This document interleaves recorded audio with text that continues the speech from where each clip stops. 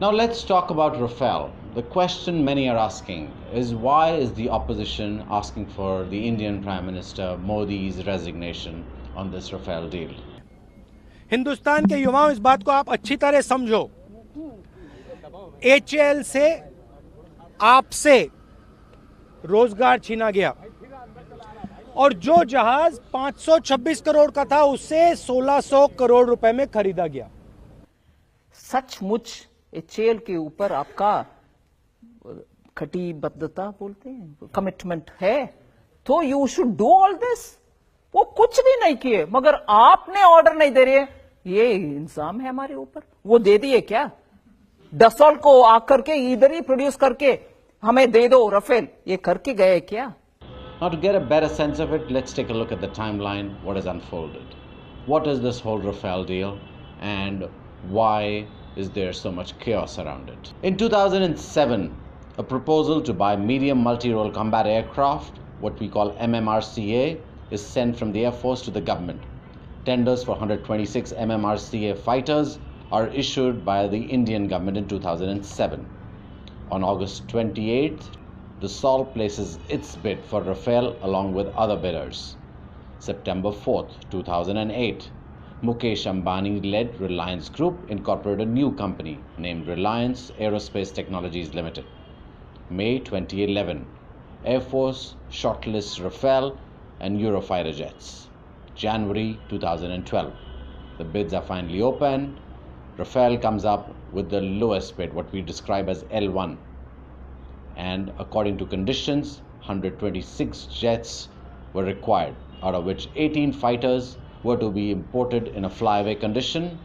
Hindustan Aeronautics Ltd was supposed to manufacture the remaining 108 jets resistant from Dassault.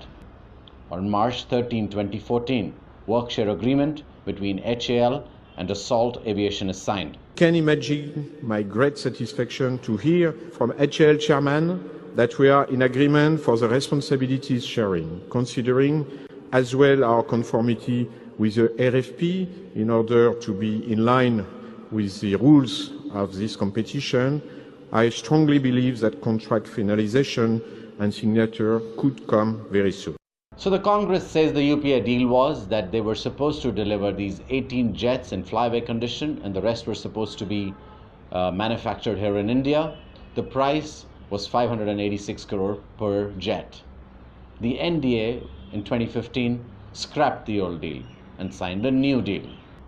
On March 28, 2015, Anil Ambani-led Reliance Defence was incorporated. On April 10, 2015, Prime Minister Narendra Modi visits Paris and announces government's decision to buy 36 Rafale fighters in flyaway condition. So in 15 days time flat, after Reliance Defence got incorporated, they had an order of 30,000 crores in their hand. December 2015, Reliance Entertainment invests 1.6 million euros in a movie co-produced by French President Hollande's partner Julie Gayet, according to French publication Mediapart. The investment was made by an investment fund or a Frenchman who also knows Ambani for 25 years. January 2016, French President François Hollande visits India on the occasion of Republic Day. A memorandum of understanding on the purchase of the Rafale jet is signed. September 2016, India and France signed the final deal for 36 Rafale jets for approximately 59,000 crores. October 3rd, 2016, Anil Ambani's RDL and Dassault Aviation announced a joint venture. Under the contract, Dassault was mandated to make compensation investments, which we describe as offsets in India, worth 50% of the value of the purchase. September 2018, French publication Mediapart interviews former French President Hollande, who says that he had no choice in selecting the Indian offset partner. And name of Reliance was given by the Indian side. Dassault Aviation issues a statement claiming it was Dassault's decision to choose Reliance. Now on the very next day, Hollande takes his statement back. Now there are very many reasons why a former French president will take back his statement. First of all, Dassault would lose the order right away, which would mean there'll be a lot of job losses in France, which means he will be held responsible for it. Secondly, the whole nexus of his girlfriend's, his partner's film is going to get exposed. The Indian Air Force needed 126 MMRCAs. How did that number fall to 36? What's going to happen to the rest?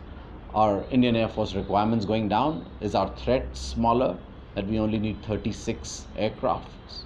One of the very important things is India created laws around the idea that defense production needs to happen within India, because we were seeing every defense deal had kickbacks involved, had different people involved. There were all of these agents which float around Delhi making tremendous amount of money.